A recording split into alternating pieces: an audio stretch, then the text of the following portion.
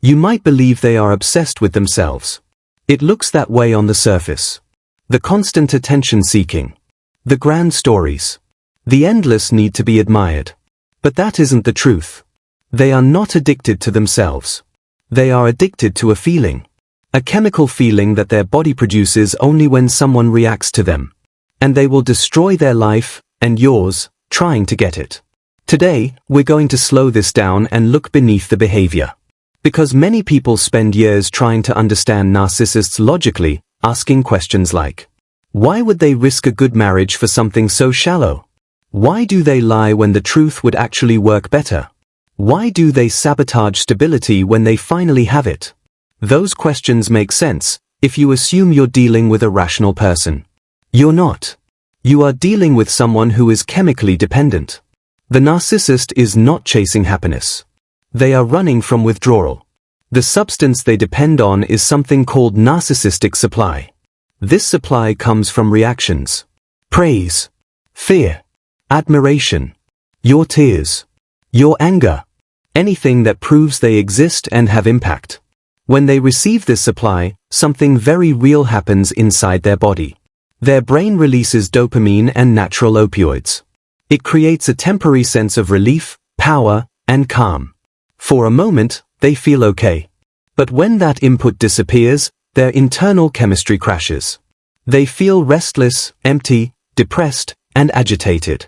Silence feels unbearable. Stillness feels threatening. This is why they provoke. When they start an argument late at night, it's not about the topic. When they push your buttons, it's not accidental. When they stir chaos, it's not because they enjoy peace. They are trying to stop the internal discomfort. They are fixing a chemical drop. In that moment, they are not thinking about you. They are trying to regulate themselves. This explains the early stage, the love bombing. You thought it was romance. They thought they had found a reliable source. They flooded you with affection, attention, and intensity not because they truly saw you, but because they needed to secure access. They were watching closely. Did you respond quickly? Did you admire them easily? Did you emotionally invest? Once they felt certain, the frantic energy faded. Not because they relaxed into love, but because the hunger was temporarily satisfied. You were never meant to be an equal partner. You were meant to be the supply. And here is the tragedy of their condition. They cannot hold what you give them. No matter how much reassurance, love, or praise you offer, it drains out almost immediately. There is no internal storage. No emotional reserve. You can tell them they matter 1,000 times, and by morning, they feel empty again. This creates a constant cycle of consumption. They take. They absorb. They discard. They feel empty. They need more. It is exhausting. For them, and devastating for you. This is why they do not truly see you as a person. To an addict, the object does not matter, only what it delivers. A bottle is not loved. A needle is not cherished. It is the effect that matters. When you stop providing emotional fuel, because you are tired, sick, grieving, or simply human, they don't feel compassion. They feel irritation. A broken dispenser is not tragic to an addict. It's inconvenient. This is why their discards feel so cold. They are not leaving because of deep hatred. They are leaving because the supply ran low. And they are already scanning the room for the next source. Silence is unbearable to them. For you, quiet might feel calming. For them, it forces confrontation with the emptiness inside. That emptiness is terrifying. So they keep life loud. Arguments, drama, noise, movement, anything to avoid sitting still with themselves. You may notice how cruel they become when you are vulnerable. When you are sick. When you need comfort. When you need support. Your needs interrupt their access to supply. And in withdrawal, addicts become resentful. This is why they often seem emotionally absent when you are hurting. They are calculating how long until you are functional again. They believe they are in control, but the addiction controls them. They lie even when honesty would work. They cheat even when they are secure. They sabotage stability because calm does not produce chemical spikes. They need novelty, risk, intensity, Peace feels like death to them. And this is why real change is so rare. You can suggest therapy. You can plead. You can explain. But you are asking someone to give up the only coping mechanism they have ever known, while still living inside the same internal chaos. Without rock bottom, they do not stop. And even then, many never do. So here is what matters most for you to understand. You were never not enough. You were standing next to a black hole. You cannot fill something that has no bottom. They were drowning, and they were using you as a flotation device. And if you stayed too long, they would have pulled you under with them, without noticing. Letting go was not cruelty. It was survival. Every addiction follows the same dark rule. What worked yesterday will not work tomorrow. At first, the smallest dose feels powerful. A smile. A compliment. Your admiration. In the beginning, that was enough for them. But addiction always changes the brain. Over time, the same amount produces less effect. The body adapts. The nervous system becomes numb. And this is where the narcissist's real danger begins. This is called tolerance. When tolerance sets in, the narcissist doesn't feel satisfied anymore, not because you changed, but because their brain no longer reacts the same way. The love you give today feels weaker than the love you gave yesterday. The praise that once lifted them barely registers now. They don't understand this process consciously. All they know is one thing. Something is wrong. And instead of looking inward, they look at you. This is when boredom enters the picture. For most people, boredom is mild. For a narcissist, boredom feels like emotional suffocation. It feels like being trapped in a room with no air. You may notice their eyes go flat. They seem distant. Irritated. Restless. They start picking fights over small things. They provoke arguments out of nowhere. They push you emotionally. They are not angry at you. They are trying to force a reaction. When calm no longer produces chemicals, chaos becomes the backup drug. This is when negative supply replaces positive supply. Your tears. Your panic. Your pleading. Pain creates intensity. And intensity creates dopamine. This is why they often seem energized by conflict. You feel drained, but they feel alive. As tolerance grows, something darker appears. Cruelty. When admiration stops working, fear becomes more powerful. Fear is sharp. Immediate. Reliable. This is when humiliation begins. Public embarrassment. Cruel jokes. Exposing your vulnerabilities. They may not even fully understand why they are doing it, only that your reaction makes the internal discomfort stop, even if briefly. They feel powerful again. But tolerance never stops increasing. So the behavior escalates. They begin searching for novelty. This is why cheating happens, not always because of desire, but because strangers don't know the truth. Strangers still reflect the fantasy. You see the real person. The stranger sees the mask. That reflection feels intoxicating. But it never lasts. Soon, that supply dulls too. And then comes devaluation. Instead of accepting that the addiction has progressed, they blame you. You changed. You're boring. You don't make me feel special anymore. You didn't fail them. The drug stopped working. They become resentful of familiarity. They hate being seen clearly. They punish you for knowing who they really are. To compensate, many narcissists begin engaging in high-risk behavior. Financial risks. Legal risks. Sexual risks. The danger itself becomes stimulating. Getting away with something produces adrenaline, and adrenaline feels better than emptiness. This is why so many narcissists sabotage their own lives right when things seem stable. Stability is dull to an addicted nervous system. As tolerance deepens, something else grows quietly in the background: internal deadness. They feel restless all the time. Irritable. Dissatisfied. Nothing feels rewarding for long. They wander through life searching for stimulation, but nothing satisfies them anymore. They are chemically exhausted. This is when triangulation often appears. They pull another person into the dynamic, not because they love them, but because jealousy creates drama. Drama creates emotion. Emotion creates supply. But even this trick fails eventually. People grow tired. They stop reacting. They leave. And each failed strategy leaves the narcissist more bitter, more desperate, and more hollow. Gratitude disappears completely. No sacrifice is enough. No loyalty matters. No effort registers. They consume kindness and immediately forget it existed.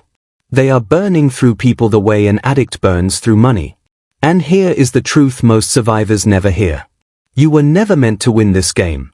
The tolerance trap ensures that everyone eventually loses, including the narcissist. They need more and more to feel less and less. They run faster just to stay in place. And you? You are no longer required to keep pace. You are allowed to step off the wheel and watch it spin without you. When tolerance reaches its peak, something shifts inside the narcissist. They can no longer pretend that things are working. The old tricks don't bring relief. The familiar reactions don't create a rush. The emptiness is louder than ever. So instead of slowing down, they speed up. This is what we call the manic defense. Mania is not happiness. It is panic wearing a costume. At this stage, the narcissist becomes intensely busy, loud, and dramatic. They start projects they can't finish. They make promises they can't keep. They talk about big plans, big wins, and a future that is always just about to happen. This behavior is not confidence. It is denial. They are trying to outrun the crash they feel coming. You may notice them spending money recklessly, starting businesses overnight, quitting jobs impulsively, moving houses or cities without planning. Movement becomes their shield. Stillness would force them to feel the shame and emptiness they've spent their entire life avoiding. Chaos becomes addictive. Peace feels dangerous because peace invites self-reflection. So they create emergencies. They start arguments during holidays. They turn calm moments into disasters. They keep life unstable so their nervous system stays activated. In this state, many narcissists become sexually reckless. Sex is not about connection, it is about conquest. Each new body provides novelty, validation, and a brief sense of power. But the moment the chase ends, the chemical drop returns. So they chase again. They are not living in the present. They are feeding off anticipation, thrill, and fantasy. Real intimacy feels boring because it requires presence. Substance use often increases during this phase. Alcohol, drugs, prescription medication. These substances mimic the chemical highs of narcissistic supply or soften the crash when it comes. Many narcissists become polyaddicted, stacking substances on top of attention-seeking behavior. The decline accelerates. Lying becomes constant and careless. They lie not only to others, but to themselves. They rewrite events as they happen. They exaggerate success, deny failure, and invent explanations that protect their ego. Keeping track of these lies is mentally exhausting. You may notice confusion, contradictions, stories that change. The false reality requires constant maintenance, and the mind begins to fray under the pressure. Paranoia follows. Because they project their own manipulation onto others, they begin to believe everyone is plotting against them. They accuse you of cheating. They accuse co-workers of sabotage. They believe authority figures are out to get them. They feel surrounded by enemies, even when they are alone. This paranoia feeds the mania. They become convinced that something big is about to happen, a breakthrough, a rescue, a payoff that will fix everything. They ignore bills. They ignore consequences. They ignore their health. They are waiting for a miracle while the house burns behind them. In their mind, they are untouchable. They break rules. They ignore warnings. They take risks. They believe consequences apply to other people. This false sense of invincibility is dangerous, not only for them, but for anyone near them. During this phase, they often burn bridges with a smile. Friends who question them are labeled negative. Family who express concern are cut off. Only people who feed the fantasy are allowed close. They surround themselves with enablers and yes men. Each severed connection pushes them further from reality. But mania cannot last. The body cannot sustain this level of intensity forever. Energy runs out. The chemicals stop responding. The fantasy collapses. And when the narcissist crashes from mania, They don't land gently. They fall hard. What comes next is not sadness, it is collapse. The mind can lie for only so long. The body cannot. By the time the narcissist reaches this stage, the nervous system has been running in overdrive for years, sometimes decades. Adrenaline, cortisol, dopamine spikes, constant vigilance. What once felt like intensity now becomes exhaustion. The crash does not always arrive dramatically. Often, it begins quietly. Sleep becomes fragmented. Energy disappears in waves. Small tasks feel overwhelming. The body feels heavy, inflamed, unreliable. The narcissist may complain of vague symptoms they cannot explain. Chronic fatigue, headaches, digestive issues, muscle pain, heart palpitations. Doctors run tests. Results come back normal. This frustrates them deeply because it threatens their belief that problems are external and fixable without self-examination. But the issue is not structural. It is systemic.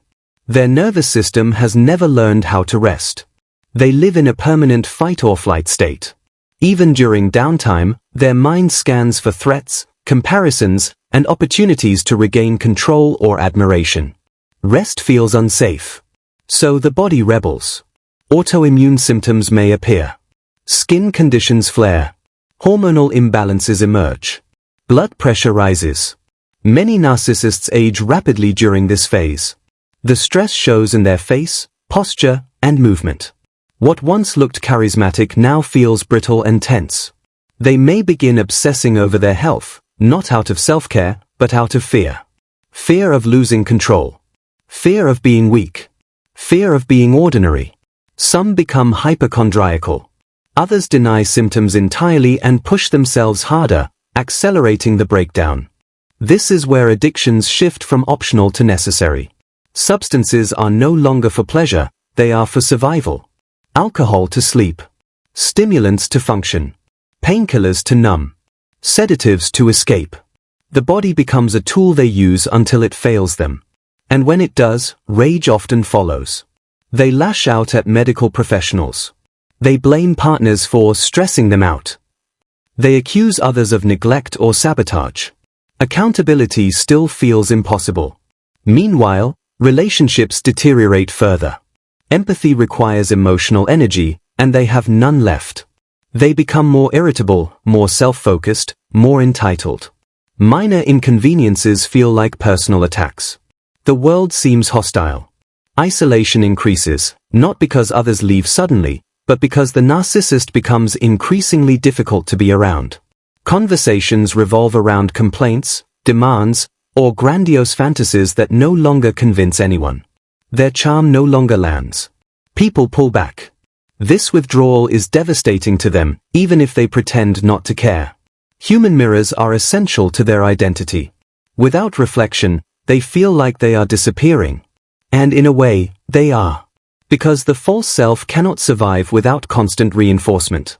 The body's breakdown exposes what the mind tried to hide. There is no internal foundation. Just exhaustion. Just fear. Just a deep, unprocessed emptiness. This is the point where many narcissists stand at a crossroads, though they rarely recognize it as such.